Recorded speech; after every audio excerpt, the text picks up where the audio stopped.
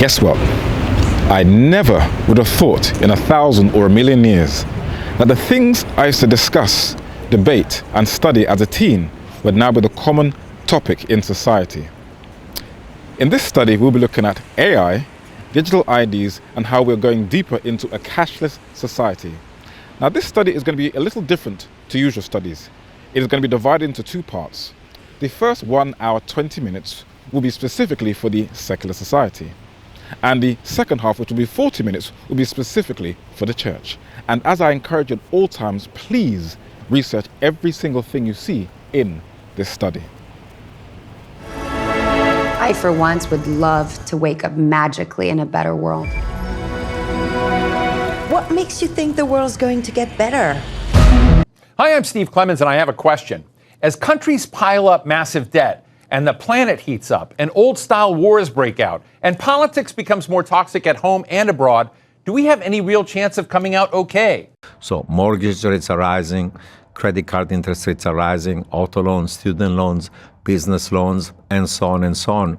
So those institutions that could barely refinance themselves now are facing massively increasingly debt servicing at a time where the economy is contracting, we're entering a recession, and we have inflation. So it's about a triple whammy. Welcome to the presentation of our 92nd BIS Annual Economic Report. In much of the world, inflation is now at multi-decade highs. As people weigh up the pros and cons of procreating, fewer children are being born, especially in the rich world. The economic trends for men have turned downwards along 4 dimensions. One is wages. Most men today earn less than most men did in 1979. Why should we keep loading the top up? Why should the people in this world keep getting... The gap between the rich and the poor has got wider and wider. That's true. Big tech companies like Meta, Google, and Amazon have been laying off a staggering amount of workers. Tens of thousands of people. 37.9 million. That's the number of Americans currently living in poverty, accounting for 11.6% of the total population. That's despite the fact that America ranks first as the richest nation in the world in terms of GDP. Forget about weekend footy. The fiercest turf war playing out in Australia at present is the battle for bricks and mortar. The housing market, long a source of wild intrigue, has now gone positively ballistic. Prices all over the country are on the rise.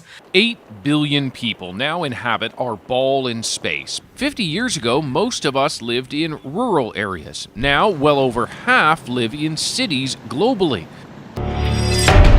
The future of our world is all electric.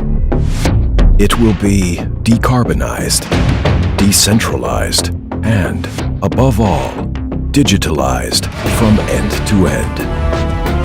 Though it may be very difficult for most people to process, there is a very intense invisible push to integrate every single individual on Earth into a global digital database.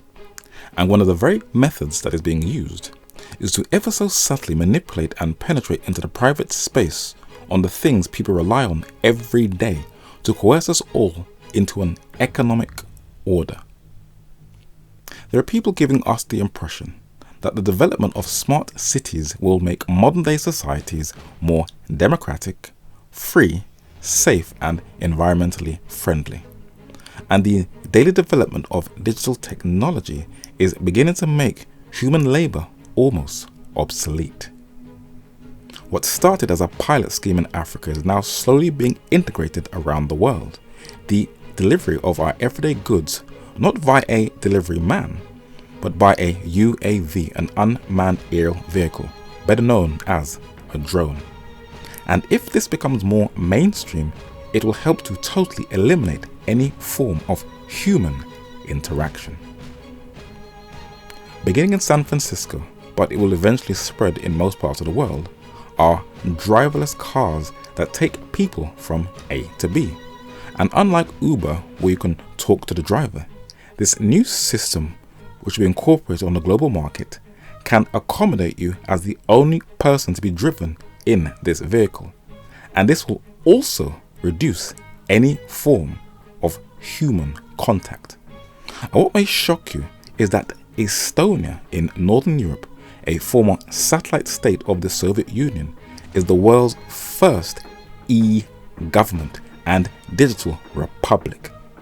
Except for weddings and funerals, virtually everything they do in that society is via a digital system. But it already has been hacked, where its security has been breached. And when an entire nation's personal details are on a cloud in a digital database, you'll always be vulnerable inside of that system. But they have been preparing us for this type of system for years.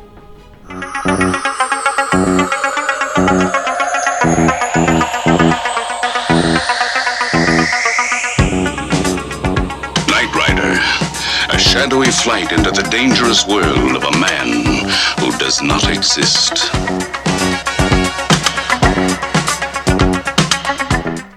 If you were raised in the 1980s and watched the US TV show Knight Rider, the car could talk to you, that is, KITT, and it only recognized the owner by his own distinct fingerprints. The cars that are being manufactured today can also be opened by your fingerprints. They also have facial recognition, and it also recognizes your own distinct voice. Knight Rider, one of the narrator's favorite shows growing up as a child, was only preparing us for the future. But what happens when you put all of that personal information into a car?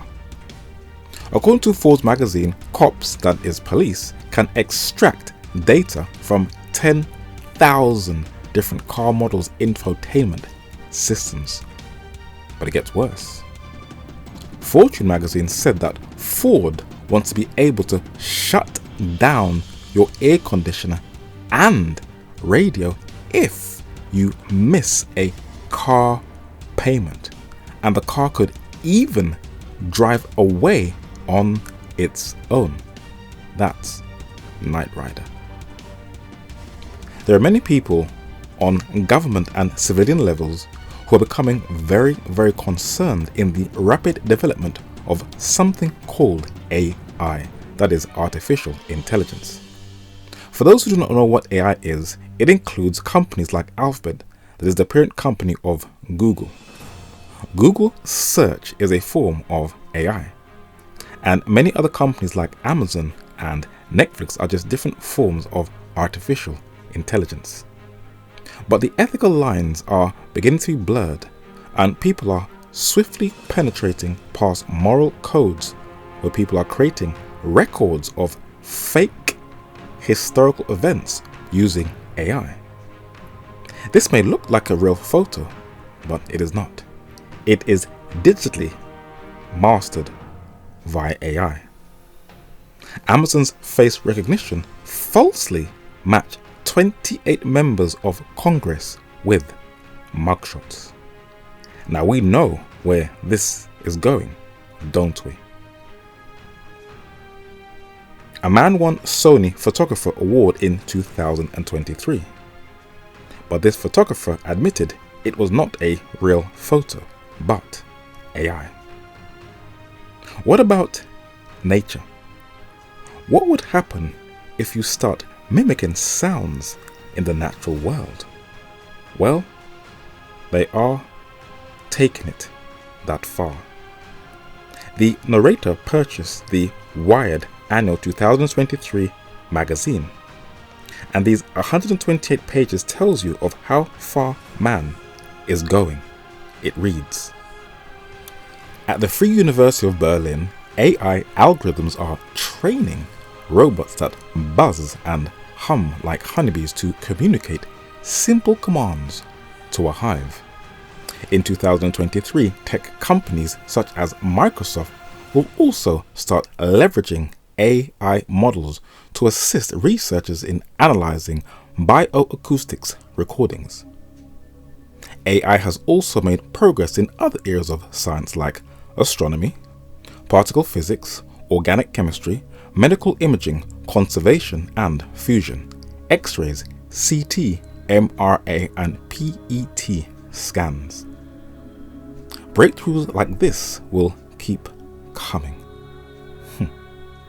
Data scientists will have a bumper year in 2023 as governments invest heavily in the application of AI and algorithms to public policy. Cloud-based data analytics will become mainstream.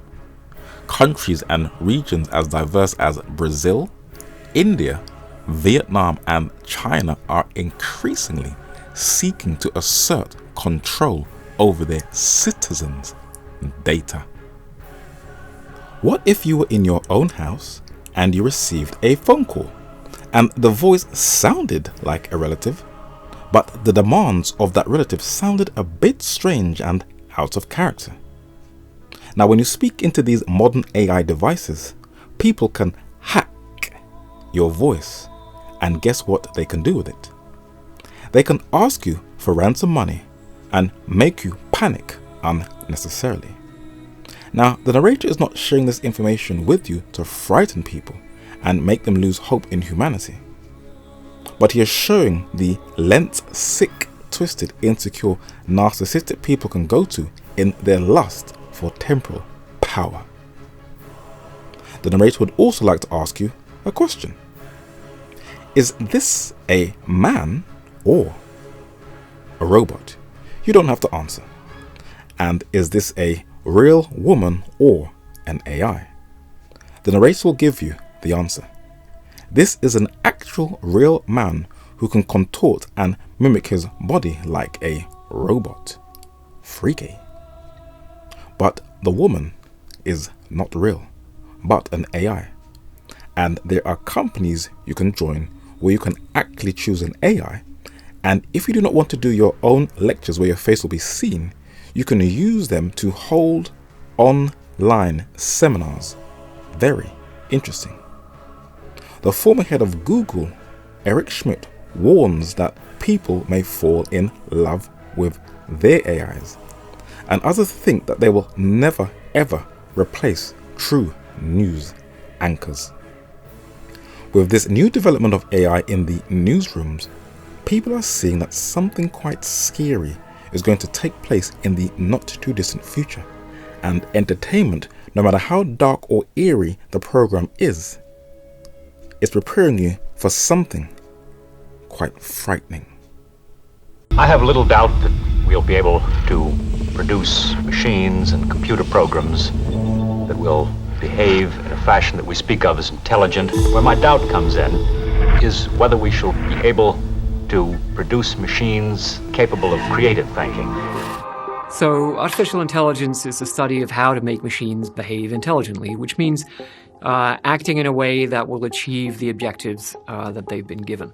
We were sort of asleep at the wheel for a long time, and we weren't really thinking about the ways that it could be misused. At Nexera, we ensure all simulates obey the precepts. The ongoing debate around simulant sentience intensifies. Fourth gen, female! Skeptics continue to voice concern over simulant's integration into society. You know she's a simulant. A simulant? 5 years ago, he took my blood.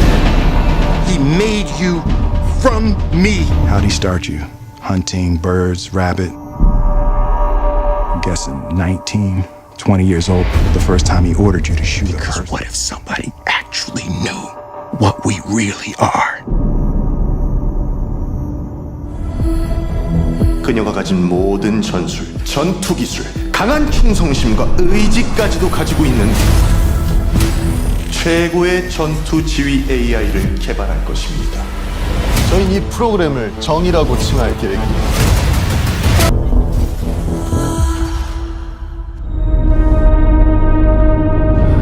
The reason you can't find Sherry, the reason why she doesn't have a last name or a social security number, it's because she's not a real human being. Hey, what's up? I'm Sherry. She's one of the most complex AIs that's ever been created. What I want is to protect children. We're talking about a monumental transition from digital to physical. In the last few hours, dramatic footage has emerged online depicting a man believed to be former soldier Sean Emery attacking and abducting a woman. That's him. This ain't what happened. This ain't what happened. None of this happened. This ain't real. What have you done? This ain't real. What have you done? Now, Sean claims this has somehow been fabricated. Almost anything is possible these days. If properly done, it's impossible to prove. Police think I've done it. My ex thinks I've done it. And between me and you, there are moments when I'm scared that I've done it. This is an entirely new era of misinformation and disinformation. Fake imagery is going to be really dangerous if there are no regulation or rules around that. We're entering an era in which our enemies can make it look like anyone is saying anything at any point in time. Jordan Peele created this fake video of President Obama to demonstrate how easy it is to put words in someone else's mouth. Moving forward, we need to be more vigilant with what we trust from the internet. Let's see these systems for what they are, obfuscating human creativity, dumbing things down, and essentially exploiting a data economy that's highly unequal and unjust. All of these images are AI, that is artificial intelligence, and there is absolutely nothing wrong with artistic creativity. That is what helps the human brain to development if they are creating anything. But while there are laws that are being passed and going through legislation that can incarcerate people for exploiting and abusing someone's profile picture without their consent, entertainment is kind of encouraging it, and we have seen that people can mimic other people's voices with a deep fake image. And the real reason it is worrying is because it will be abused by both civilian and government in the not too distant future for people who step out of line. The first one is Chris Rock. So here's the question, Chris. Would you ever consider running for president? I mean, okay. All right, listen. Well, you know, what first I would say to these people. Listen, Steve, the fact is, I do every movie, Steve. I'm everywhere. So with this AI technology, they can copy someone's voice and still or video image. And as we live in an imperfect world, there are glitches and flaws in the database, and innocent groups or communities can be unfairly targeted. When the narrator would get a checkup on his Canon camera in a shop in central London, one of the technicians confidently told the narrator that cameras are specifically designed for people's faces who are of white European descent.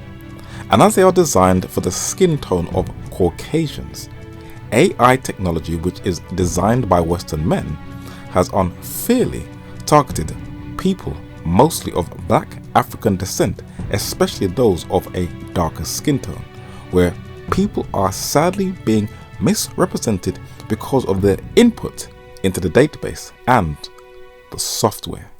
I read another report that showed with self-driving cars, when they tested pedestrian tracking, it was less accurate on darker-skinned individuals than lighter-skinned individuals. This kid got stopped as a result of facial recognition misidentification, and then used that as justification to search you. Photos app apparently automatically labeled a black couple as gorillas. In recent times, Microsoft, Facebook, and Google have all had high-profile problems with their technology. Just recently, Facebook's AI got it terribly wrong when it put the label primates on a video of black men. Those in the world of tech have also abused this current trend of racial bias. Billionaire Elon Musk accused the US media of racism against whites and Asians. This was a very clever political strategy to unite two races together to target another one. It was well calculated but very stupid and nonsensical. Now, who holds the reign of power in the United States of America and controls every single era in that country? This chess move has a historical strategic plan to divide and conquer a demographic. In 2016, the Washington Post documented how American oligarchs created the concept of race. Why? To divide and conquer the poor in the 19th century. It read, question: How did wealthy landowners thwart the efforts of enslaved Africans and Europeans' indentured servants to join forces in a common struggle for economic justice? Answer: divide and conquer through the invention of, guess what? Race. Make the white servants, like the Asians today, feel superior to black slaves by virtue of skin color. Manipulate poor whites into believing that any perceived gains by blacks had come at their expense.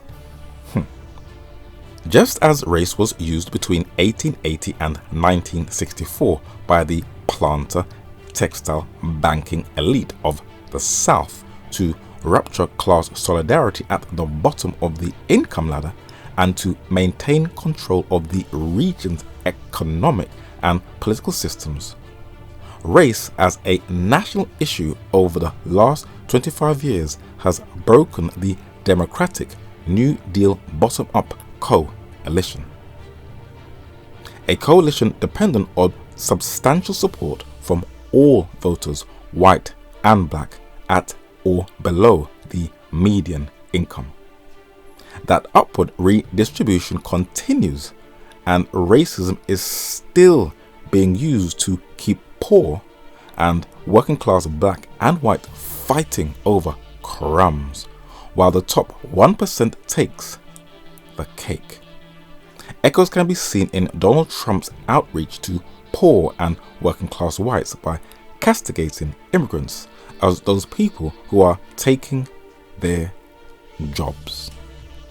Many Asians who are deeply colonial in their worldview and have a deep racial bias have taken the bait and are being cleverly used. For the powers that be is fully aware of the colorism divide within that vast continent, and many of them have very deep identity issues and will use their platforms to denigrate blacks, using a well-drafted script from either the Republican or Democratic handbook. And this is why many of the Asians will side with Elon Musk. There is a generation of us that grew up when we were kids being told, specifically by Asian women, we are not as good as white guys. Not every Asian woman did that, but we heard like our aunts and our sisters and our nieces and the media being told that. And so we grew up just being hammered, not just by white media, but like Asian media. You haven't been told you are worthless compared to this type of person, and we have. But there are also many Asians who are not duped and are well-read and who refuse to get sucked into the racial culture wars of the popular trending echo chambers, and have clicked that influential personalities with their huge following and their clever soundbites and their clickbait followers in their corporate space are using either the Asians or the poor uneducated working class whites as tools, and they are speaking out though their voices are usually not heard in the very popular platforms.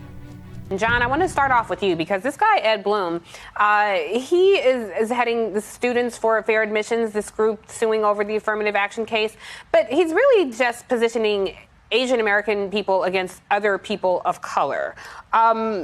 He's got an ugly history in this kind of right-wing extremism. How exactly is this guy in a position to represent AAPI interests?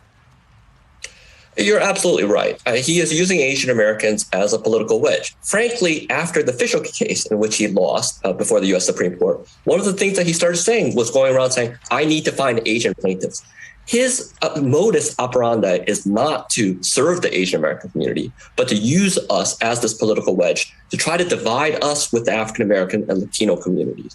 As you showed in that initial graphic, Asian Americans actually support affirmative action. About 70% of our community support affirmative action. So this notion that somehow we are going to suffer, the Asian American community will be harmed by these race-conscious programs is just a fallacy. It's just a fiction. Did you know that when you take away the layers of skin and flesh, we all look exactly the same? When was the last time an anthropologist was able to identify a person's ethnicity by their skeleton alone? Now, why is the narrator sharing this? If anybody wants to know how to honestly resolve the deeply sensitive racial divisions in this current world, then a re-education program is definitely needed for those who are willing to learn. By going back in time and going through the untouched archives and highlighting the different contributions of Afro-Eurasians in the field of digital technology. As documented in a previous study, the late US geopolitician Zbigniew Brzezinski published a book in 1970 titled Between Two Ages, documented over 50 years ago how everything will eventually be obtained on a global digital database, and that we could communicate through video chat calls on our mobile cell phones. Now, when the sad tragedy of 9/11 took place, laws were swiftly passed without any public scrutiny, and Viet D. Din, the former University of Georgetown professor and the current chief legal and policy officer for Fox Corporation, the lawyer behind the throne of Fox, was the architect who wrote the US Patriot Act that violates civil liberties, and it introduced cloud surveillance that can also obtain people's private data in Europe. While people think that 9/11 introduced the surveillance state, the Washington Post documented that modern capitalism in the United States has actually been compiling data through surveillance on its citizens for centuries. Nothing is actually new. Today it's just common knowledge. The History Channel documented how Abraham Lincoln used this electronic technology to win the US Civil War, and a portion of it reads that nearly 150 years before the advent of texts, tweets, and email, President Abraham Lincoln became the first wired president by embracing the original messaging technology, the telegraph. The 16th US president may be remembered for his soaring oratory that stirred the Union, but the nearly 1,000 bite-sized telegrams that he wrote during his presidency helped win the Civil War by projecting presidential power in unprecedented fashion. So the bars and the dots was the start of digital technology, and the man who introduced it was Samuel F.B. Morse, who introduced the Morse code, but he laid a foundation. The United States Supreme Court in 1943 named Nikola Tesla one of the godfathers or the godfather of wireless technology under patent number 645576A of being the primary inventor of the device called the radio. In 1896, the Niagara Falls Commission under General Electric completed a circuit which caused the Niagara River to flow uphill. This was done under Nikola Tesla's watch. And through Tesla we have X-rays, neon lights, microwaves, and when planes are being tracked during flight, the radio satellite traces the plane's course with technology that was handed down to us via the Serbian born in Croatia, Nikola Tesla, who has been nicknamed the man who invented the 20th century. But this US immigrant laid a foundation for other immigrants from Eastern Europe to change the world of communication. The Ukraine is being built up to model Estonia, and it is, despite the only images we are exposed to of constant warfare and pain and suffering, a digital tech hub, and many of its children have helped to build the tech world. Win at work by communicating effectively. With Grammarly, meet Ty. He is emailing a difficult client. I think we should explore a few solutions. Grammarly ensures Ty's confidence comes through in his writing. That way, clients see him as professional and polished every time. Let's explore a few solutions. It was these two billionaires who founded Grammarly, and their roots are in the Ukraine, where they made the Forbes billionaire list in 2021. Max Levchin, another Ukrainian-born immigrant to the United States, co-founded one of the most convenient ways to pay without getting hacked. And this tech engineer is the co-founder of, guess what? PayPal. Now there is another Ukrainian immigrant billionaire that many of us depend upon. His name is Jan Koum, and he co-founded what has been termed the world's most popular messaging application with 2 billion users worldwide. It is WhatsApp. But who made it possible for this app even to exist on our modern day smartphones? The mobile cell phone is the most popular device in digital communications. Who would have ever thought that you could have a device that could fit into your pocket and it can play music, take photos, you can film documentaries or short films with it, play games, pay bills, watch news, films or documentaries, take notes, order items, read books, and receive or send money.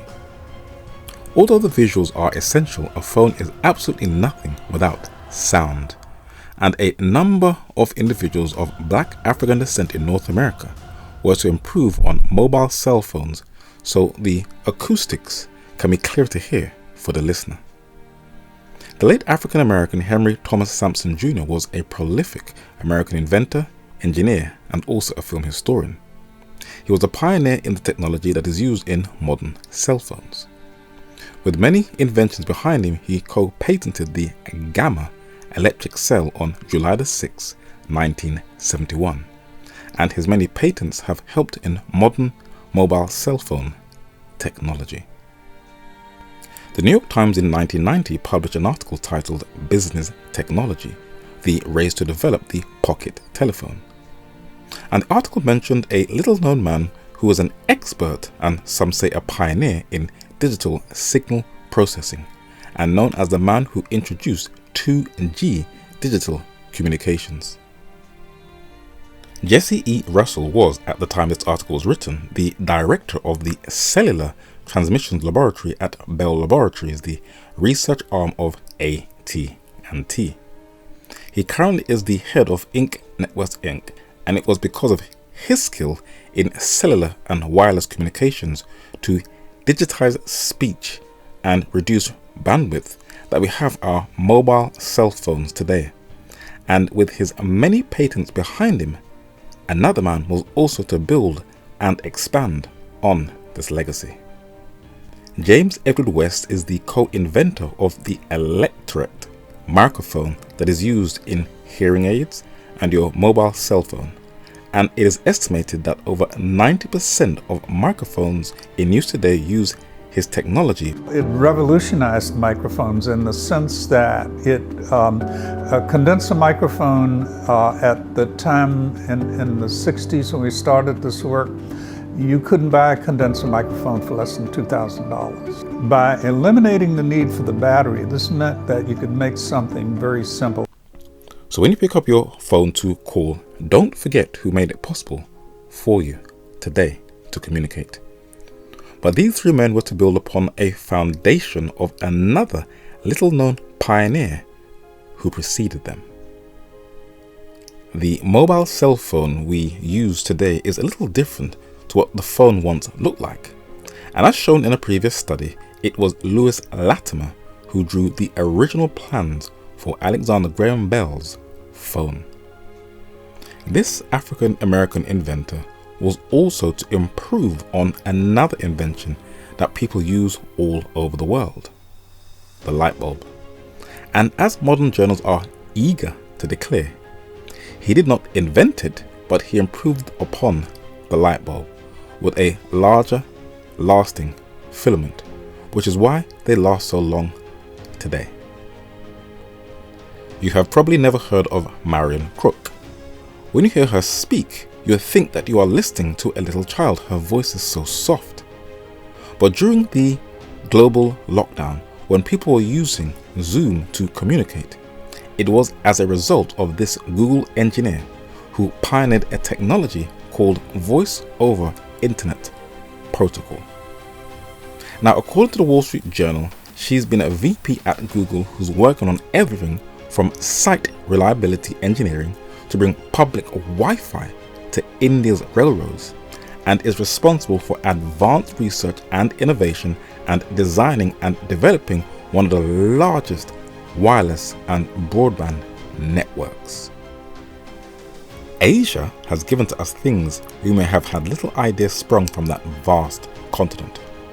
It is also known as a tech hub, and there are many things we can thank Asia for, such as karaoke, PlayStation 2, the first sat-nav, VHS cassettes, the QR code, and the BBC in 2001 documented that the camera on your phones was first developed in Asia. The selfie stick for your cameras that also takes stills and videos, WeChat, emojis, and the narrator has no idea of the individual or individuals who invented them or of the companies who are behind their inventions. He cannot give credit for what he does not know.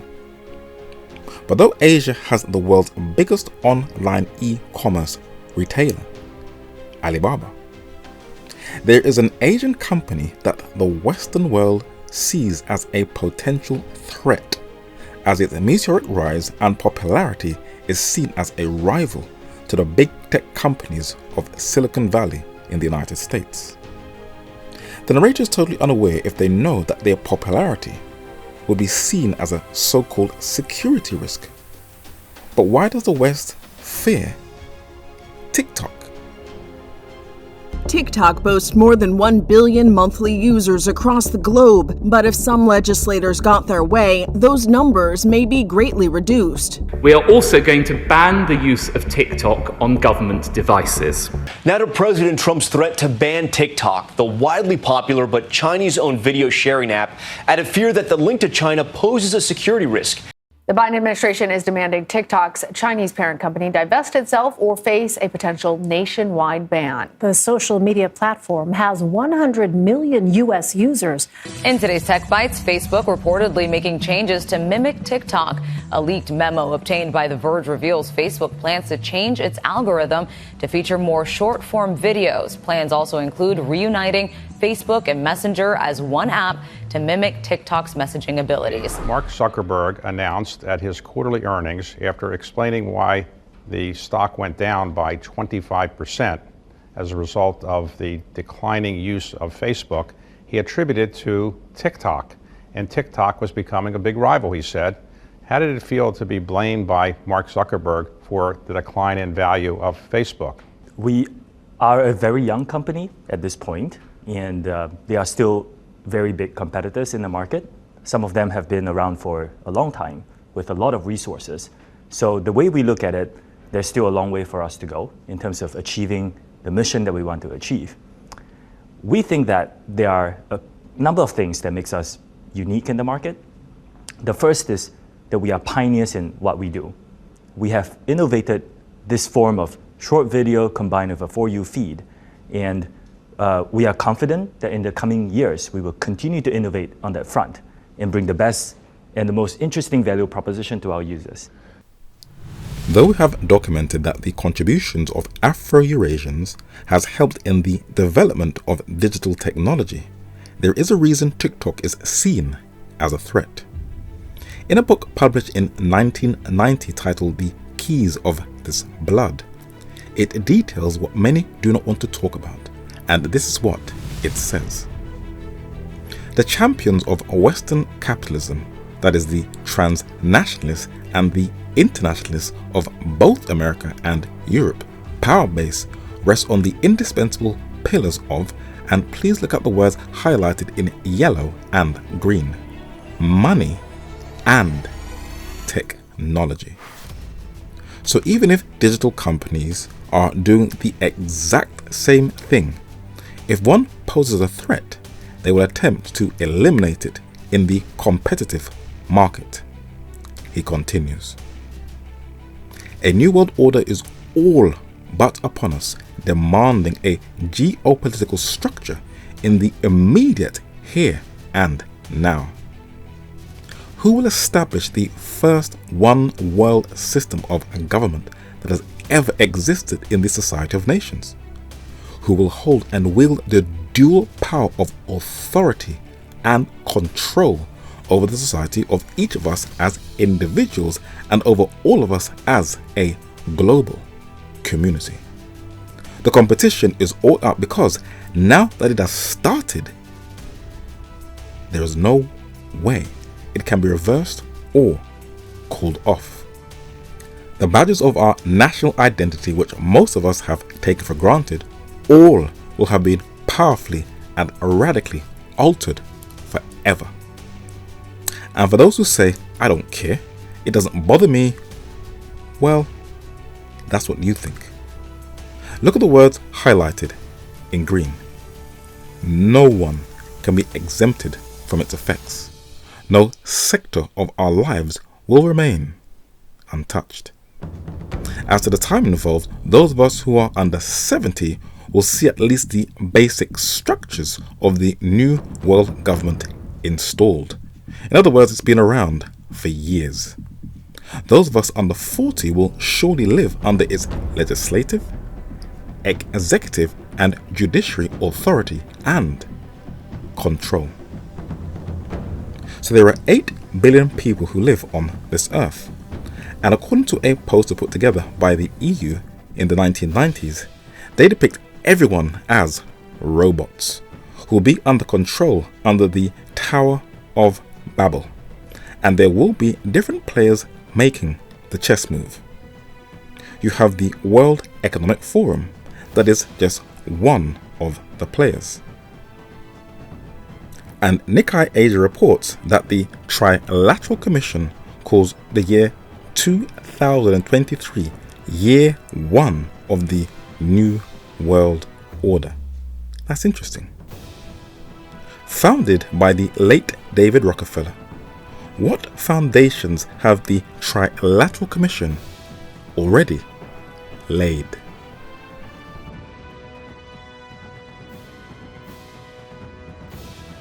Cher Jean-Claude, on the occasion of your handover of the European chairmanship of the Trilateral Commission, I want to express my gratitude, my admiration, and my friendship for your outstanding contribution to the international and European economic order. One of the very clever ways of coercing the global population into the New World Order is by using many of the most influential companies on the earth, who will follow the eco agenda and will all take their instructions from the invisible government that will present false data, and whoever does not join with this eco agenda will be labeled as climate deniers and will be made to feel guilty. And influential voices, whether they are unaware that they are being used or just don't care, will be the mouthpieces for one of the many tools that will be used to introduce a global government. And with everything we do, that is traces of our everyday lives on a digital cloud database, they can use that data to restrict you from doing a number of things. They are called carbon credits, where the food that you consume and the amount of times you travel, whether on land or by air, will be used as a credit score against your name. And the World Bank will be, or the narrator should say already is, pushing for this eco agenda. And this is for real. The world's first credit card with a carbon limit. Simply put, it's the first credit card ever to stop you from overspending. Not based on your available funds, but rather on the levels of CO2 emissions caused by your consumption. Do Black helps you track your climate impact and ensures that you reduce it by 50% in line with the UN 2030 recommendation. The core purpose of Do Black is not only the ability to measure the impact of your consumption, but also bringing it to a direct halt, making it a radical tool against climate change. For years, credit cards have put a limit on our credit. Do Black puts a limit on our impact. And this credit card is also going to be a part of something that people all over the world are not too comfortable with. While it is convenient, many are aware that it is going to be used to control and limit what you can and cannot do. Canada is on the cusp of a revolutionary innovation that will transform the way Canadians authenticate themselves online and protect their identity. Digital ID. The World Economic Forum agrees that banks and financial institutions should lead the path forward for digital ID. Banks are highly regulated and trusted. They have advanced cybersecurity and privacy technology, and they have the infrastructure to operate provincially and nationally. One of the most zealous advocates who is pushing for a digital ID is former British Prime Minister Tony Blair. And with his Blair Foundation, he is working with another former British political party leader, William Hague. And this digital ID, according to the British newspaper The Daily Mail, will hold your passport, driving license, tax records, qualifications, and the right to work status. But another British newspaper, the Sunday Times, says that though the governments around the world back a digital ID framework, many people don't trust technology and don't want to feel that they are being tracked. Many feel that their human rights are being infringed every single day, where pieces of your freedoms get slowly chipped away day by day. What is the New World Order attempting to strip away? Listen to the words of this articulate scholar. He said that man has two classes of rights: his rights as a citizen and his rights as a man, says Dr. James Aitken Wiley. The first set of rights are limited to the country of which he is a member. The second attend him all over the globe. The government of which he is a subject is bound to maintain him in the exercise of one class of rights. It is the duty of consociated governments of the earth to maintain him in the possession of his rights as a member of the human family, and which are the rights of the Roman, the African, the Indian, as well as the Briton. But the rights of man and the duties of government, we use a term in its universal sense, are co-relative. He then puts out a challenge. Let there be a nation on earth magnanimous enough to act on the principles of religious and civil liberty. What would be the results? There would be found a mighty moral influence in the example. Toleration is twice blessed. It blesseth him that gives and him that takes. Well, that's the ideal world. But many who are carefully following the current trends are seeing that we are slowly heading right back to the Dark Ages, when the papacy once ruled supreme. And what I want to talk to you about today are the spies of tomorrow. And the spies of tomorrow are you and me. The spies of tomorrow are everybody who has one of these in their pocket. And I want to explain to you what it will be like living in the middle of the 21st century. And it's actually going to be rather strange. It's going to be like living in a medieval village. It's going to be like being a hobbit in the Shire. Everybody is going to know who you are. Everybody is going to know who your friends are. Everybody is going to know what you're saying to your friends. Everybody is going to know what you're thinking. The organizations that have information about people are not the traditional spying agencies. They're the banks, the airlines, the ISP providers, and the supermarkets. We have a problem. We live in a time where we have access to too much information. Another byproduct of being on autopilot is the amount of information that we share with companies. We tell them where we shop. We tell them what we purchase.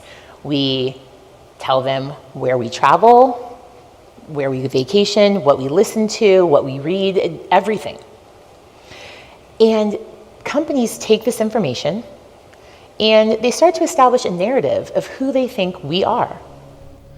If you were to tell your average person that the papacy, known under international law as the Holy See, is going to be restored as it was in the Middle Ages, even if you show them convincing evidence that she is still viewed as the world's moral authority, where both religious leaders and many in the tech world go to her for ethical advice concerning AI.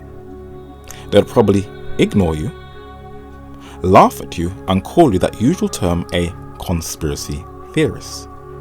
How will she win over the hearts and minds of men? By breaking down their resistance to her. Now, in the 19th century, British Protestant writer Walter Walsh warned how Edward Pusey, the English Anglican cleric in the University of Oxford, was introducing new rituals and Catholic imagery to paganize the Church of England and bring back into the fold of the Church of Rome. And if we carefully look at comics, Catholic ideology that they adopted from the pagan world is being marketed to the public, like purgatory. And this steady influx of imagery will desensitize your average person to the papacy's true aims and motives. And film posters will also have Catholic imagery. And many of the leading actors will either play in roles as papal priests or be around imagery that looks like the Catholic Church.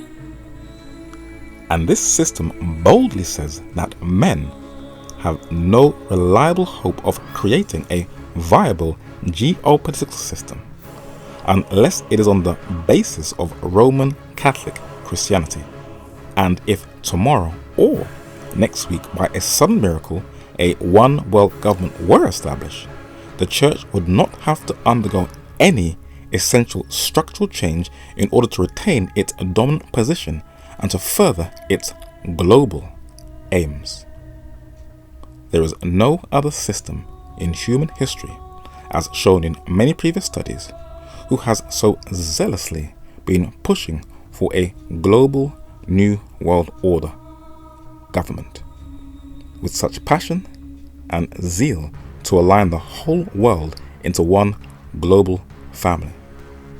And though on the surface, world leaders are fighting against each other over silly ideologies, land expansion, and the newest invisible and imaginary made-up adversary and enemy, the pronoun woke, all of the nation states are being re-engineered and patented on the exact same model. Hello, I'm Steve Forbes, and this is What's Ahead, where you get the insights you need to better navigate these turbulent times. Central banks around the world are examining whether they should create digital currencies. But central bank digital money is ominous. The downside of governments being able to track digitally every single product or service you buy and sell is chilling. CBDCs would give officials a powerful tool of control and manipulation. It would be an irresistible drug for central banks trying to direct the economy. If they think the economy is overheating, they could freeze a certain percentage of your cash. Or if these poobahs decide that things are too slow, they could punish people who they conclude are saving too much. Spend it or lose it, they could decree. If you have undesirable political views, you might not be able to access your money, since traditional cash would be outlawed and your digital cash would be in a government-approved digital wallet. Then there's the all-too-real challenge of security. Digital cash systems would be a hacker's delight. The treasure trove of data governments would have on every aspect of your life would be breached. Government digital cash is a formula for tyranny.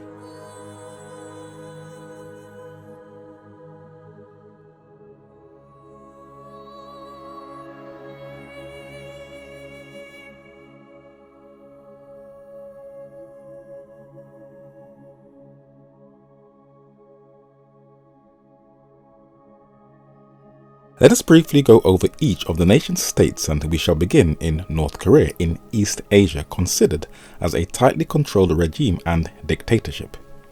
It is known for having a terrible human rights abuse record. Its prisoners are beaten, tortured, and apparently experience sexual assault. It kills religious people and apparently executes people for watching South Korean TV. That's crazy. It has a tightly controlled media where it blocks social media such as Facebook, Twitter and YouTube. It uses sophisticated tools to spy on its citizens that includes facial recognition, and it is working on an artificial intelligence that is an AI program. Iran in Western Asia is following suit with the use of AI technology. There has been a number of protests against the government in recent years, especially with the increase of the price of bread. And what was the response? The Financial Times documents what the Iranian government implemented. The government offers citizens, guess what? Digital coupons that will allow them to access, guess what? A limited amount of bread at subsidized prices, while the rest will be available at market rates. The bread scheme will come into force in about 2 months. The scheme will later include other goods such as chicken, cheese and vegetable oil, officials have said. So Iran is creating a digital currency system that will limit how much you can spend. Interesting. And like North Korea, it is introducing facial recognition and is trying to shut down or control the internet if people challenge the government. That includes access to social media, which has been described as digital censorship. India in South Asia has the world's largest biometric ID system by a company called A.I.s. But like Estonia, it has already been hacked. It has now taken over China to become the world's most populous country, where every single citizen is tracked by their digital ID program, where they have gone from village to collect people's personal ID. It has turned into a cashless society overnight, where it has introduced its very own digital currency known as a digital rupee, and it also uses facial recognition like North Korea and Iran to keep a track of its citizens. China in East Asia is a model of how the New World Order wants to see the rest of the world. It has been labeled the most surveillance state on the face of the earth, with its facial recognition and with the most CCTV cameras per person, where they use AI technology for children in the classroom, and where you can use your face to buy and order your own food. And it has a kind of carbon credit system. A dark dystopian British TV series imagined a future society where whatever you had in life was acquired by your behavior. And science fiction is now turning to science fact. And guess what China is known as?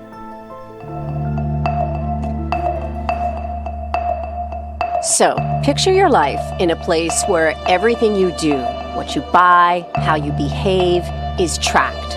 The government gives you a score, and the score is a measure of how trustworthy you are as a citizen and determines what you're allowed to do, like ever. Boarding a train, getting a mortgage, all goes back to this score. It's called social credit. Yes, China's social credit system bans millions from traveling, and it is the first country on the earth to roll out a new digital currency. But while many see her as a potential global threat, she is nothing really without the West. And China, at the same time, is trying to also balance its own interests and its own relationship with Europe. It needs trade with Europe to survive economically. Russia is the largest country in the world that stretches from Eastern Europe into Northern Asia. And like the previous states mentioned, she is a surveillance state par excellence. It is planning to introduce digital IDs by the year 2024, and it is one place that does not tolerate dissent. It clamps down on independent media and access to online information, and has passed 100 new laws restricting press freedom, where 82 journalists and media workers were killed in Russia between 1992 and 2023. Though it has put up a strong resistance against the US-led NATO concerning Ukraine, In a conversation the narrator had with an English writer a couple of years ago who is based in Russia, he said it is not the safest place in the world to be a journalist. The government does not like ideas that challenge its authority, especially if they feel it is being influenced by outside sources in the West. How is it able to maintain its vast military? The aeronautical industry is built up by one of the strongest rust-resistant metals in the world, aluminium, which is refined from the mineral bauxite. And though Vladimir Putin condemns the West for exploiting Africa for centuries for its vast resources, в значительной степени тот уровень благосостояния, который достигнут в бывших колониальных державах, он основан на ограблении Африки. Это всем известно хорошо. Да, собственно, исследователи в той же самой Европе этого и не скрывают.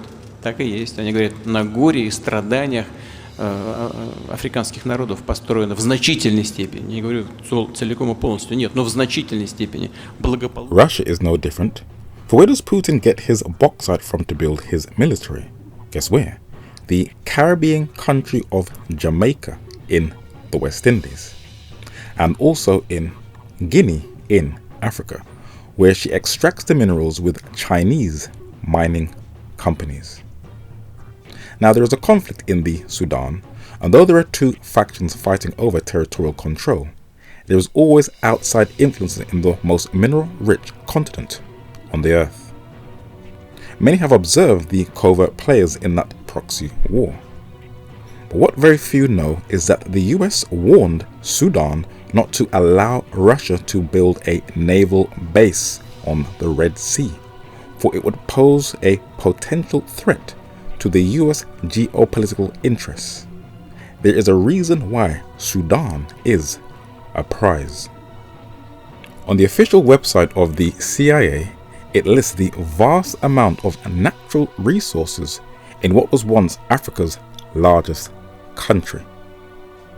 If you ever go into London's British Museum, in the Sudan section you can see that it has always had tons of gold. And for thousands of years, the Sudan has traded in gold that has kept its economy financially stable. Now, outside powers want a slice of the pie and want to carve out their share in Africa's vast wealth. And though Russia condemned the European imperial powers, she is really not that much different. She also wants a cut of the spoils. In Sudan, where temperatures can reach 45 degrees Celsius in the shade, the sap of the acacia tree is harvested by hand. This sap, known as gum arabic, is so useful it forms the foundation of hundreds of consumer products, from glossy magazines to fruit juice and soda and chewing gum. Pharmaceutical companies around the world turn the sap into medicines that save human lives. Sudan is the world's largest producer of gum arabic. In 2012, its exports reached 50,000 metric tons, or 70% of the world's supply. But Russia's interests clash with another nation's self-interests. We have covered the United States quite a bit in this study, so we shall keep it brief. Like all of the previous nation states mentioned, she has facial recognition, where she is only second to China in the number of surveillance cameras. She is also slowly getting rid of her paper money.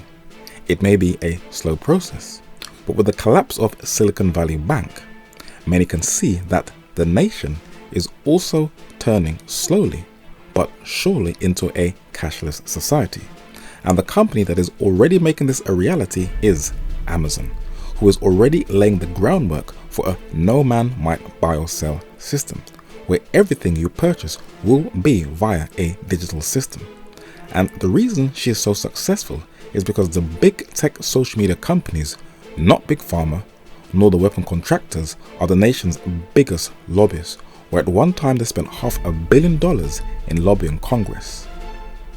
They could more or less buy politicians, and it should never be forgotten that they also work with the deep state and have profited handsomely from the US military's war endeavors and the expansion of the surveillance state since 9/11. The UK is also sadly following a similar trend, and those who were once in intelligence can see where it is going also. For a nation state or for a democracy, if everyone within that nation state feels they don't have a sense of privacy, they can't freely discuss or post or write or have freedom of conscience or whatever, then suddenly that actually becomes a bit of a police state, a bit like East Germany before the Berlin Wall came down. And that's how democracies begin to fray and democracy can end and the slide towards totalitarianism of police states can begin. According to the Civic Space in Decline that monitors restrictions on protests, Britain is one of the most authoritarian places when it comes to public protests, where bills are constantly being defeated to totally bar it. The police are using facial recognition and are cracking down on social media and are sadly even policing the schools. I thought that was only in America. Journalism is becoming more restricted. The central bank is attempting to introduce a digital currency, and it is beginning to slowly turn cashless, where more and more people are using their cards. And though it may seem convenient, many are aware that it is going to affect many people, especially the poor. And we can see that the world is going in a direction that cannot be reversed. And in a book called 1984, George Orwell, though he was a spy himself for the government, documented how they will restructure the entire modern world. He said, "Who controls the past ran the slogan, controls the future. Who controls the present controls the past. Reality check, they called it." This process of continuous alteration was applied not only to newspapers, but to books, periodicals, pamphlets, posters, leaflets, films, soundtracks, cartoons, photographs, to every kind of literature or documentation which might conceivably hold any political or ideological significance, or any expression of opinion which conflicted with the needs of the moment, ever allowed to remain on record.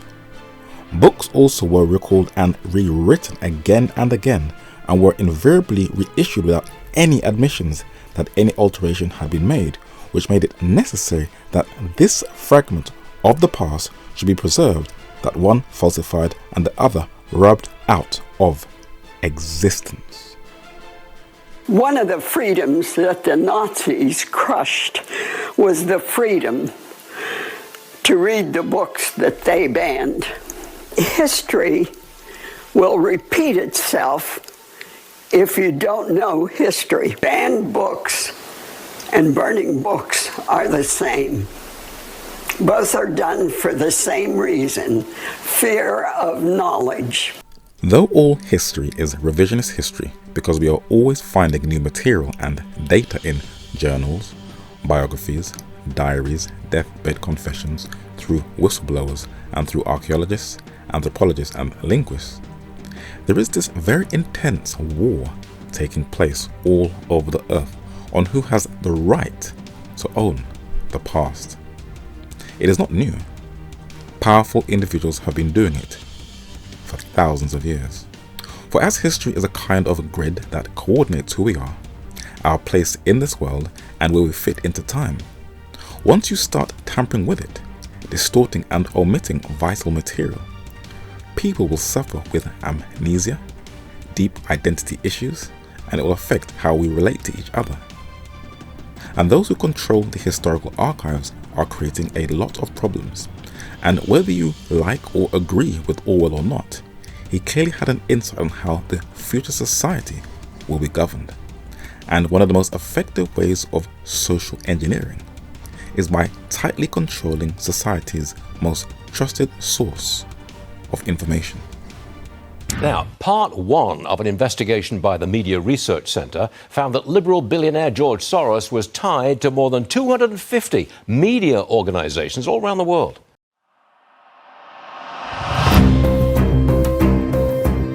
Al Jazeera has obtained the largest leak of documents in British political history.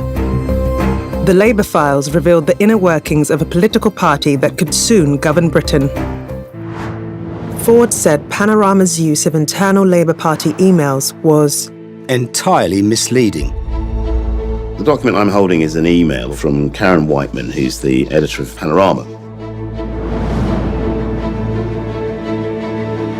I would be grateful if you would consider amending your report in respect of your references to Panorama, so that it more fairly reflects what the programme actually said. I also received emails from John Ware, who was the lead reporter for that documentary. John Ware's email said, "Your report has done significant damage to my reputation and to that of the Corporation for Journalistic Integrity. May I ask you to respond by 4 p.m. tomorrow, 11th of October." This British barrister was closely investigating how the BBC reports stories, and it agitated them. Now, Britain's BBC, the British Broadcasting Corporation, is the world's oldest national broadcaster and the world's largest broadcaster that reaches people all over the globe. But those in charge are deeply connected to the government or the Conservative Party. So its narrative and what they want the public to hear is tightly controlled. In April 2023, the recently resigned Richard Sharp, who was the chair of the BBC, was a donor to the Tory or Conservative Party. Tim Davie, the BBC Director General, is also closely aligned to the British government and the British Conservative Party. And Sir Robbie Gibb, the former Downing Street Communications Director, joins the BBC. So you can see how it is very closely aligned to the government for those who are in charge.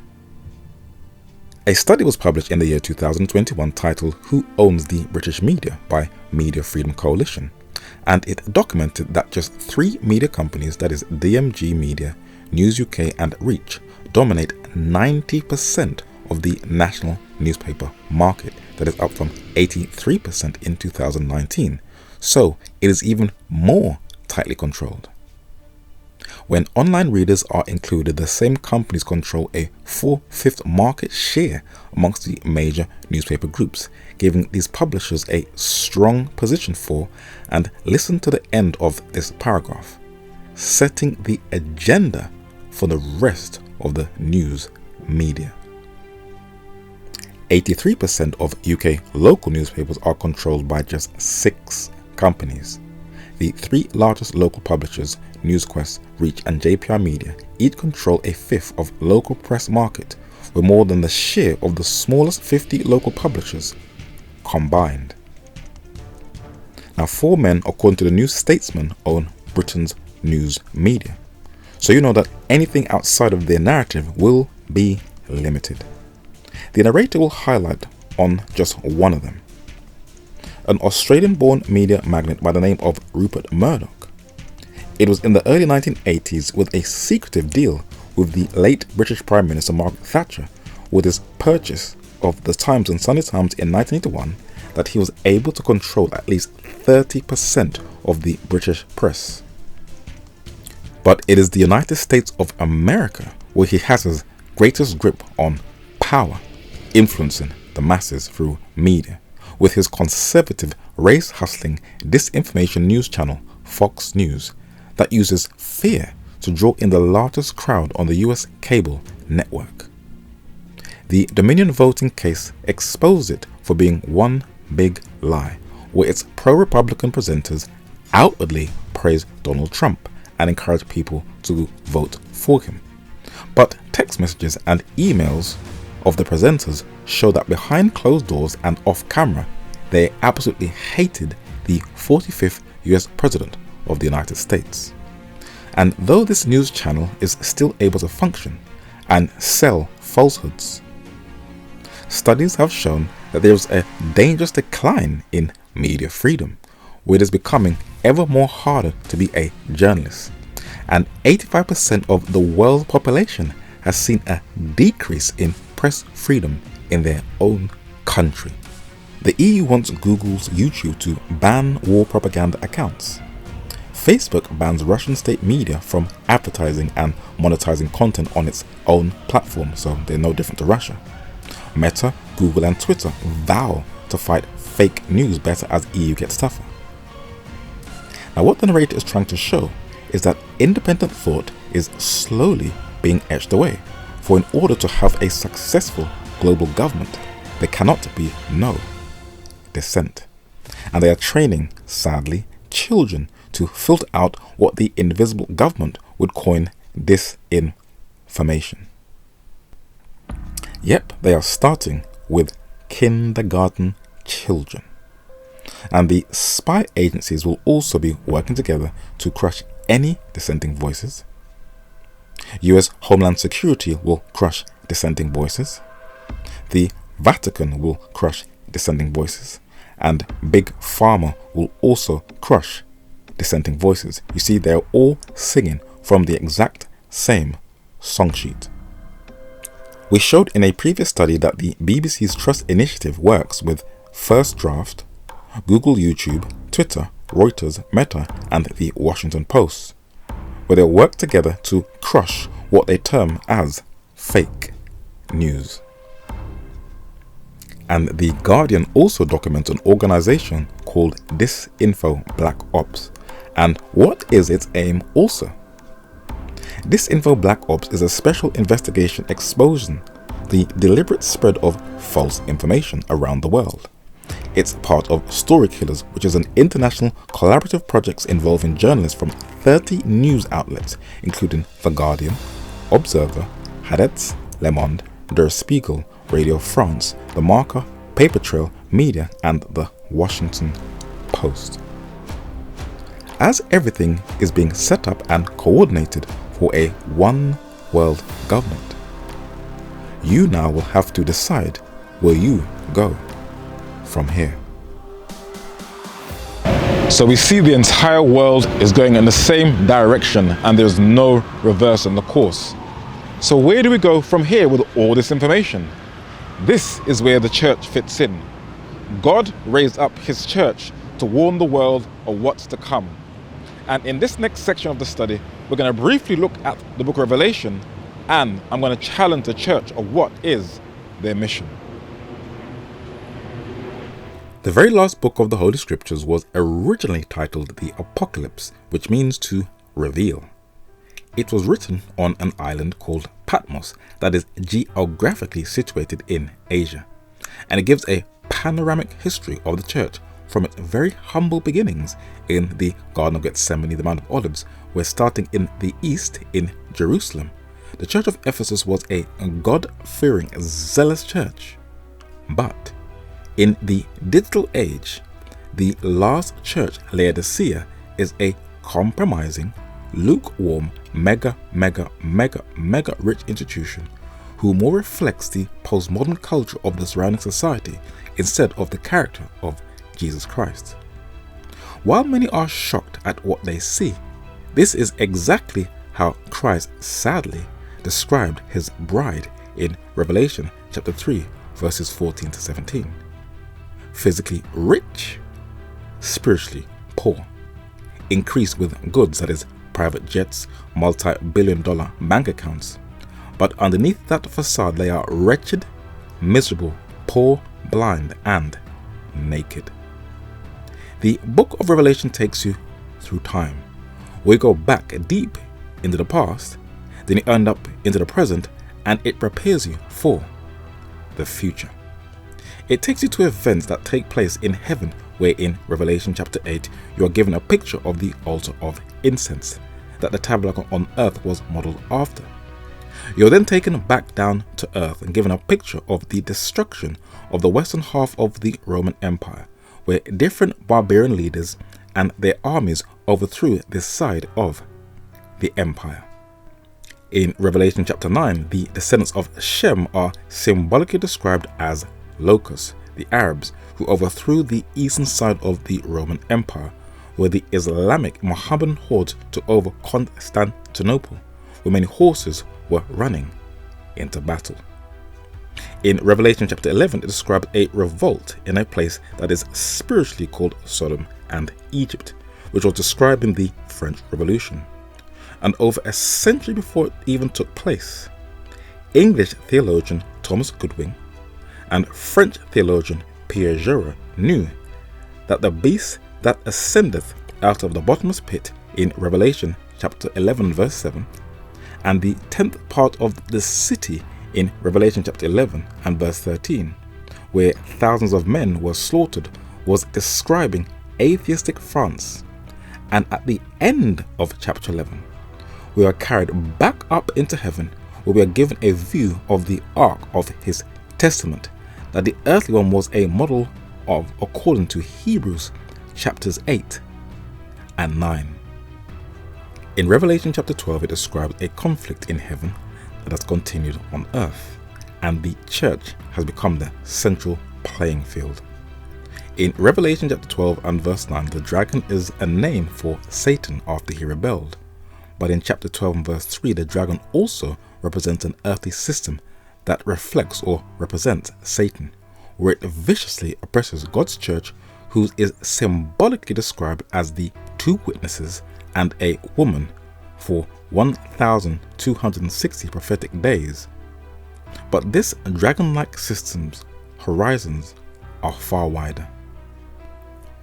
In Revelation chapter 13 verses 1 and 2, this dragon-like system that has 7 heads and 10 horns of Revelation chapter 12 and verse 3 is also described as Mystery Babylon of Revelation chapter 17 verses 3 and 5, for it is one and the same system. And what makes her unique to all the other systems in human history is that she is actually an amalgamation of previous systems that existed before her. A leopard-like system that symbolically represents Greece, that was founded by Alexander the Great. A bear-like system that symbolically represents Medo-Persia of Western Asia. And a lion-like system that symbolically represents the Neo-Babylonian system in the Orient, in the East, in Western Asia. She even wears the exact attire of the Babylonian system, the mitre with the tassels going down to the back, and the golden cup that the pagan culture once adorned itself in, has been adopted by this system in Europe, where her headquarters are geographically located just over the Tiber River. She is the most ancient and the most experienced State Department in existence, where, like no other system in history, she has dealt with so many different races, nations, kingdoms, and empires. With over 1.5 millennia, she has dealt with the kings of the earth, the merchants of the earth, and the nations of the earth. She temporarily received a deadly wound from her oldest child in France during the Revolution. But her deadly wound received an economic facelift at the Lateran Treaty in 1929 in Italy. But on the prophetic map, she can never regain her supremacy and do nothing without the military and economic assistance of a much younger power, the United States of America. In Revelation chapter 13 and verse 11, this second power is described as a kingdom with 2 horns like a lamb, who spake as a dragon. In Revelation chapter 19 and verse 20, this system is described as a false prophet who is going to use some very, very enticing supernatural methods to lure the entire world into worshipping the first beast or the older power or kingdom, where she will use an economic weapon where no man might buy or sell to impose a brutal global spiritual tyranny. And as this current generation is the least religious than ever and don't read, and as more and more of the world's population squeeze themselves onto just 2.8% of the planet's land mass, though your average person is not willing to give up their freedoms and liberties that easily, this second power, global chess moves, and worldwide tyranny will usher in the second coming of Christ. And the 8 billion people who now inhabit this earth is going to have to make a choice of where their future destiny lies. Christ's bride, his church, though they are in a Laodicean condition, they have a very, very heavy task ahead of them. For in Revelation chapter 14, God says they have to warn and prepare the entire world for what is to come, which includes the fall of Babylon, the everlasting gospel, the restoration of creation that includes the seventh-day Sabbath, and don't accept the mark, the image, the number, or the name of the beast. But don't think that it is not going to get fierce opposition, especially through the media and the powerful visual arts of entertainment. Let us closely psychoanalyze this rock metal album cover. It shows three angels just chilling out, smoking and playing cards, subtly undermining Revelation chapter 14 verses 6 to 9. The group is called Black Sabbath, undermining Revelation chapter 14 and verse 7. And the title is entitled Heaven, where the Son of Man is coming from to go to earth to take the faithful saints back to his Father's house with many mansions in heaven in Revelation chapter 14 and verse 14, and hell, which Revelation chapter 14 verses 10 and 11 will be the reward of those who reject the ticket to eternity. This album totally mocks the last warning message to the world. Many prefer to reject the cross of Calvary and would rather openly and blatantly go to hell. Well, at least some people are honest about it. And the fall of our first parents is mocked. And Satan's fall is being presented as him being liberated from God. And if you just carefully look at modern day edutainment, you can see that the entire plan of redemption that includes the fall and become redeemer is being mocked, sometimes subtly. And although many of these shows have a very eerie, dark, avant-garde look, the most effective way of breaking down man's resistance is by using comedy, where you'll laugh it all away and don't take it seriously.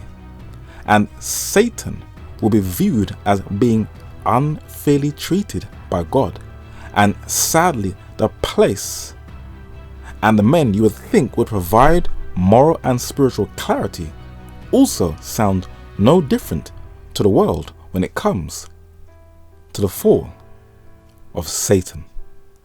What's your name? Lucifer. Like an apple. Exactly. Over the last 2,000 years, there have been Christians right from the church fathers of the early period right on up who believe that Isaiah 14 is giving us a description of the fall of Satan, and that Ezekiel 28 is talking about the fall of Satan. I would argue that Isaiah 14 is not giving us a history or story of the fall of Satan. I think I can argue that pretty persuasively. As we look at Ezekiel 28, it's possible that it's talking about an angelic being. I think it's actually talking about an Adamic figure. It's comparing the king of Tyre to an Adamic figure. In any case, either way, it's not giving us a history or a narrative or the story of the fall of Satan. There isn't a single passage in the Bible that teaches that Satan fell and took a third of the angels with him in primeval days, or at all. When we are looking at the fall of Satan from heaven, we can see how the ancient landmarks of our spiritual forefathers have been removed. The 21st century secular mindset is far different from the 18th century biblical mindset, for in a very detailed 6-volume set titled The Family Expositor, the 18th century English minister Philip Doddridge said concerning Revelation chapter 12, "And there was the appearance of a very formidable war in heaven. Several mighty battles seemed to be fought before my sight. Michael, the great leader of God's host, and therein an emblem of the great Emmanuel, and his angels were marshaled on the one side, and they made war against the dragon, and on the other side, and the dragon made war with him, and his angels likewise, consisting of many legions of infernal spirits, in confederacy with the great head of the apostasy, made war with him. Nevertheless, they did not prevail against the armies of God, neither was place found for them any more in heaven. But being unable to stand their ground, they seem to be expelled and fall down to the earth. And thus the great furious and voracious dragon was cast out, even the old serpent, so long experienced in the arms of mischief, who from his falsehood is called the devil, or the false accuser, and from his malice, Satan, or the general adversary. He who deceived the whole world by his subtle temptations was cast out of heaven and sank down to the earth, and his confederate angels were cast out with him, following him in his ruin, as they had done in his guilt. First witness. In a book titled Explanatory Notes upon the New Testament, the co-founder of Methodism, John Wesley, continues and says, "And the dragon was cast out. He was cast out of heaven. And at this the inhabitants of heaven rejoice. He is termed the great dragon, as appearing here in that shape, to intimate his poisonous and cruel disposition. The ancient serpent, in allusion to his deceiving Eve in that form, dragons are a kind of large serpent, who is called the devil and Satan. These are words of exactly the same meaning, only the former is Greek and the latter is Hebrew, denoting the great adversary of all the saints, whether Jews or Gentiles. He has deceived the whole world, not only in their first appearance, but through all ages and in all countries, into unbelief and all wickedness. He was cast out unto the earth. He was cast out of heaven, and being cast out thence himself came to the earth. Nor had he been unemployed on the earth before, although his ordinary abode was in heaven." Second witness. So we've been given a background to the conflict on earth which started in heaven. But Revelation has an overall message. What is it? Listen to these other two witnesses. "The key of the apocalypse is to be sought in the Old Testament scriptures," says J.A. Wiley. "By the help of these heaven-engraven hieroglyphs, we can survey the whole history of the Christian church at a glance. We can trace her path from the Mount of Olives to the gates of the city, New Jerusalem, which John saw coming down from God out of heaven. The Apocalypse is, in brief, a history of the church written in grand symbolical characters, from the ascension of Christ to his second and glorious coming." First witness. In a book titled Matthew Henry's Commentary on the Whole Bible, this Welsh-born minister and author also said, "The book, the Revelation, begins and ends with a prediction of the second coming of the Lord Jesus Christ. We should set ourselves to meditate frequently upon the second coming of Christ and keep it in the eye of our faith and expectation. He will come, not secretly, but publicly. Every eye shall see him, the eye of his people, the eye of his enemies, every eye, yours and mine." Second witness. Revelation chapter 1 and verse 7 and Revelation chapter 14 and verse 14 describe Jesus' glorious and imminent second coming as him coming with a cloud or with clouds. In Revelation chapter 3 and verse 3 and Revelation chapter 16 and verse 15, Jesus describes his second coming as a thief in the night, and he instructs his saints to keep watch. In Revelation chapter 3 verses 11, chapter 22 and verse 7, he said concerning the second coming, "Behold, I come quickly." In Revelation chapter 6 and verse 14 and Revelation chapter 16 and verse 20, it describes the mountains and the islands will be moved out. We cannot even imagine what that would be like. In Revelation chapter 19 verses 11 to 16, it uses military language and imagery to symbolically describe the second coming, where the angels in heaven are described as an army who follow Christ on the white horse when heaven is opened. Revelation chapter 6 verses 15, 16 and 17 describes the reaction of those who will be eternally lost. They hid or try to hide, for they will be unable to look at Jesus Christ in his full glory and majesty. Matthew chapter 22 verses 1 and 2 and Revelation chapter 19 and verse 7 describes those who have accepted the invitation to the marriage, which is Christ's second coming. For at his coming, those who are saved rejoice. But there is a reason they rejoiced. In Matthew chapter 22 verses 11 and 12, it describes those who are speechless because they do not have on a wedding garment, or they did not want to change their ways to meet the King of Kings and Lord of Lords. And Revelation chapter 19 verses 8 and 9 describes those who were arrayed in white linen. What does the fine linen represent? It is a daily lifestyle that reflects the character of Jesus Christ's righteousness. For in Job chapter 29 and verse 14 and 1 Peter chapter 5 and verse 5, it says that God's faithful are clothed in both righteousness and humility. They have to be. Do you want to know why? In Ephesians chapter 5 and verse 27, 1 Thessalonians chapter 5 and verse 23, and 2 Peter chapter 3 verses 13 and 14, the Holy Scriptures is clear that Jesus is coming back for a church that is in peace, without spot, without blemish, who will be preserved. Guess what? Blameless. Anyone who teaches that you will continue to sin until Christ returns will be destroyed at the brightness of his coming.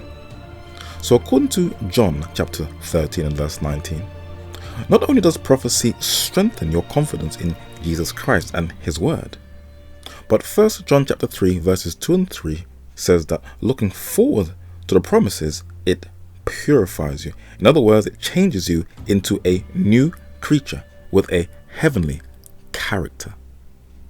So the book of Revelation is not only preparing you for the second coming of Christ, but according to Revelation chapter 12 and verse 11 and Revelation chapter 21 and verse 7, you have to overcome all things by the blood of the Lamb and by the word of your testimony, and you will not love your life unto death. So what exactly are you overcoming?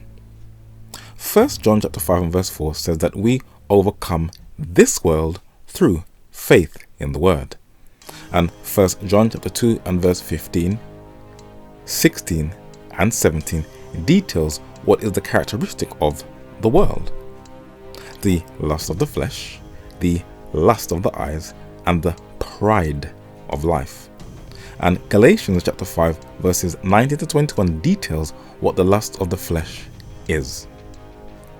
2 Peter chapter 2 verses 20 and 22 says that if you have escaped the pollution of the world and you are overcome again what you previously had victory in, you are better off not knowing it in the first place, where you will be eternally damned if there is no repentance. Now Luke chapter 10 and verse 20, Hebrews chapter 12 and verse 23, and Philippians chapter 4 and verse 3 mentions that the names of the saints are written in heaven in a book called the Book of Life. Now when you go through the book of Revelation, it repeats it a number of times. In Revelation chapter 13 and verse 8 and Revelation chapter 17 and verse 8, it describes how the majority of the inhabitants of this earth's names are not written in the book of life. Why? Because they do not want to be in eternity. In Revelation chapter 20 verses 12 and 15, those who have been faithful to the end will keep their names in the book of life, where they have secured their place in eternity. But because a name is in the book of life, that is not a guarantee it will remain there. In Revelation chapter 3 and verse 5, Jesus is unequivocally clear that he will not block out a name out of the book of life if they overcome. Jesus makes it very, very clear that anyone who professes to be a saint in the church but tries to tamper with any of the words of that book, he will take away his part out of the book of life and out of the holy city and from the things which are written in this book in Revelation. So this is a quick summary of the book of Revelation. But guess what? It is not just to be kept among the saints of God for themselves. It's a message that has to be shared worldwide. Let us wrap this study up. Revelation chapter 1 and verse 1 and Revelation chapter 22 and verse 16 is very clear that this last prophetic book was specifically written for the saints in the churches. But as things begin to heat up, they have to forewarn the entire world. In Revelation chapter 14 and verse 1, it describes Christ's faithful bride as having the Father's name in their foreheads. And in Revelation chapter 14 and verse 11, the majority of the inhabitants of the world will have the name of the beast. Revelation chapter 14 and verse 12 describes Christ's faithful bride as keeping the commandments of God, and they will have also the faith of Jesus. Now Revelation chapter 22 and verse 14 says that those who do his commandments will also have access to the tree of life that was taken away from man in Genesis chapter 3 and verse 24, and may enter in through the gate into the city.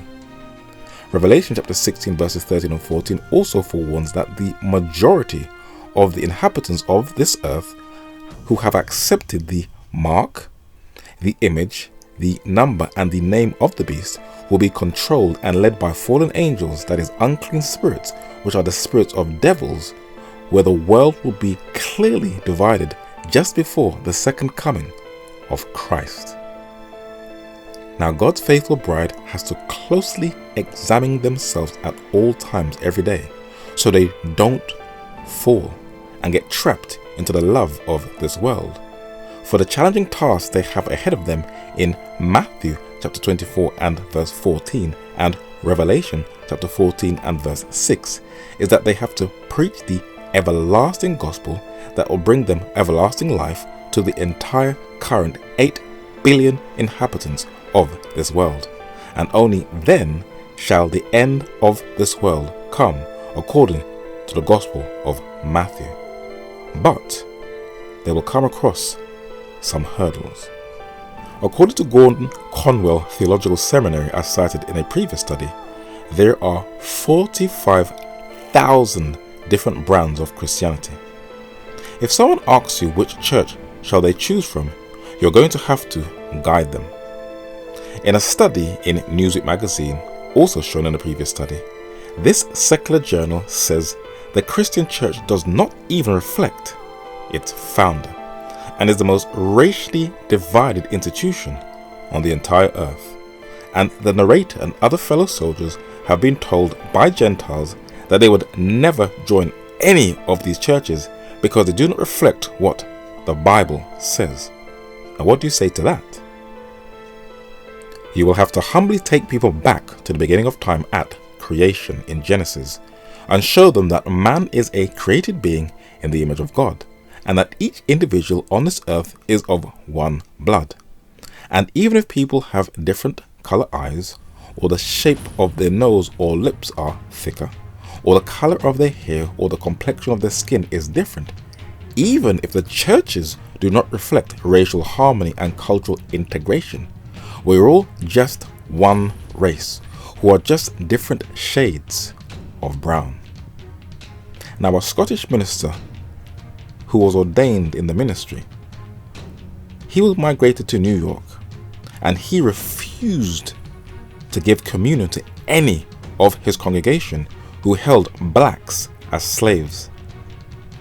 And breaking down racial barriers, Alexander MacLeod said that the Bible is the criterion of doctrine and conduct. It represents the European and the Asiatic, the African and the American as different members of the great family, the different children of the same benign and universal parent. God has made of one blood of all nations of men to dwell on all the face of the earth, and hath determined the bounds of their habitation. Now, if you were to visit any library in the English-speaking world and find in a section books on the history of Christianity, or you were to do a course in any of the seminaries, everything will be modeled on Western Europe. But how many people know about the Christian kingdom in Ethiopia and Africa, the Nestorian church that spread throughout the continent of Asia, and the Celtic church that once dominated Ireland and Scotland in Northern Europe, that still have many of their manuscripts intact in their own countries, written in their own distinct and different languages? Did you know that some of the oldest Irish manuscripts are of the Gospels, written in their Ogham script? Did you know that in Ethiopia there is a manuscript which is the oldest illustrated Bible in the world? And in China there are monuments left of that ancient church in the Orient. And you can go into castles and palaces and monasteries and academic libraries all over Afro-Eurasia, and there is a rich history of God's true church through the ages that many people are totally unaware of. The University of Cambridge in England produced a very brilliant scholar in the 16th century, one of those very rare intellectuals who not only knew that there has always been churches scattered throughout Afro-Eurasia through time, but he also knew that the gospel message has to be preached with a uniqueness about it. And in his 1588 book titled The Disputations of the Holy Scriptures, defending the word of God against the Church of Rome, he said, "What is harder to be understood than that God made the world of nothing, that God took flesh of a virgin, that God and man were one person, that this world shall be destroyed and our bodies restored again to life after death surpass our understanding." Now, Irenaeus, who lived in the 2nd century AD, says that in his time there were churches that were founded in the East in Asia, in Libya, in Egypt, that is in North Africa, in Spain, in Germany, and in Gaul in Europe. And Harding, Article 3, Section 385, writes that the Armenians in Asia Minor, the Russians in Eurasia, the Ethiopians in North East Africa, the Dalmatians in Europe, and Muscovites in Russia all read the scriptures in their own vernacular tongue. First witness.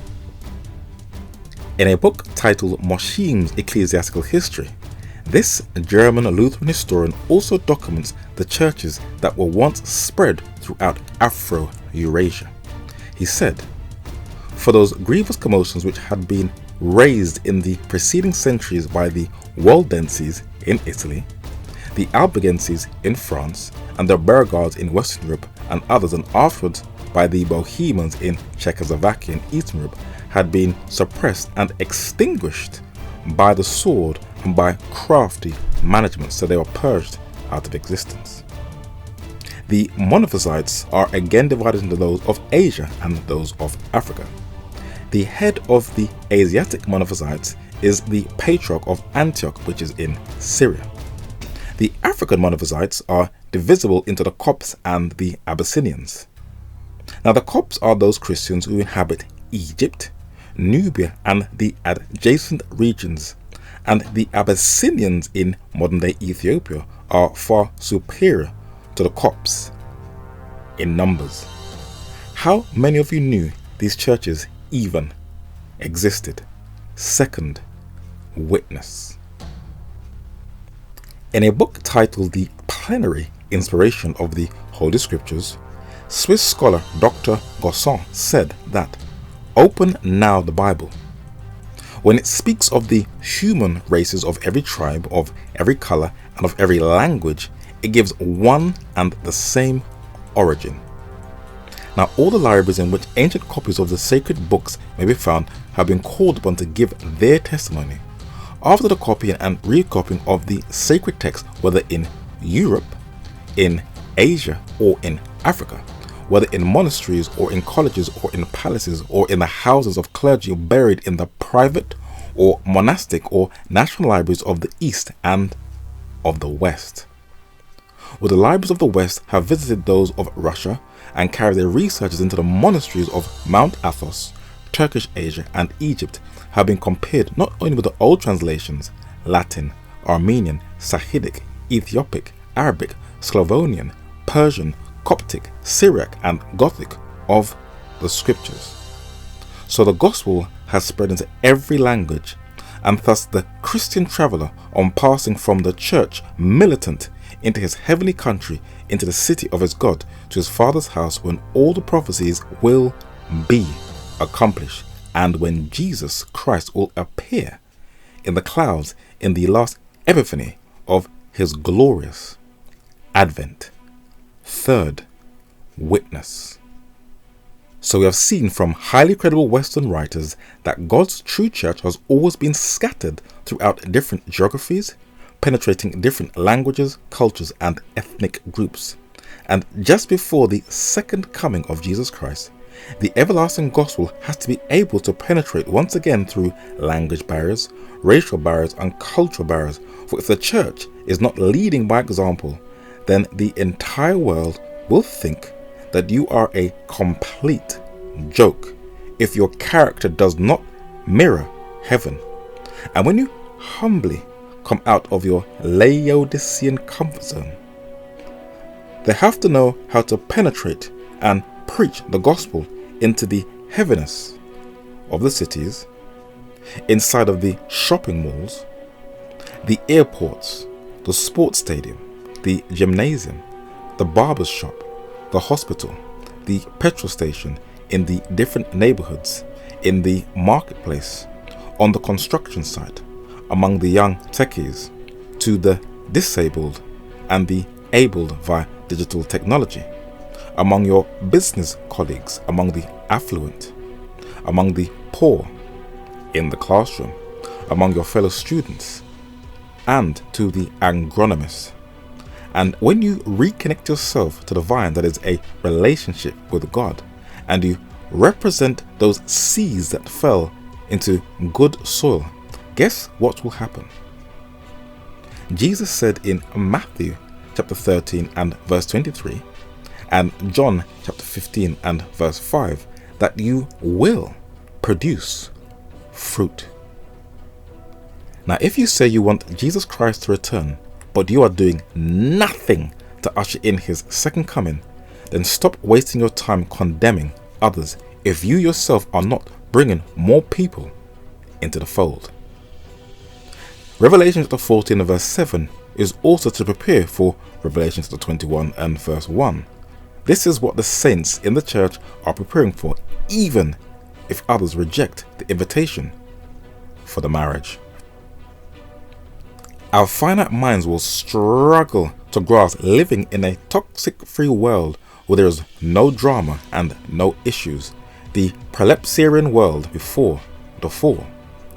We are so used to seeing death that eternity not only seems far off, but strange. For imagine living in a world where every single creature in the animal kingdom will all be living by the original herbivore diet over again. Our finite minds struggle to process it, but we are given a reality by the Most High that eye has not seen, nor ear heard, nor entered into the heart of man the things which God hath prepared for them that love him.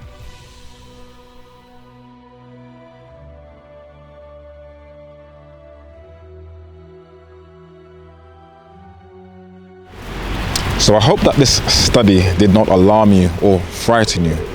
But we have to understand what is going on in the world, and we have to make people aware so they can make a decision and choice for themselves. I'd like to thank again for those who've supported this ministry. And if you still want to support Even at the Doors, type in www.evenatthedoors.uk and you can support the cause for more and more studies. As I encourage you at all times, please research every single thing you see in these studies.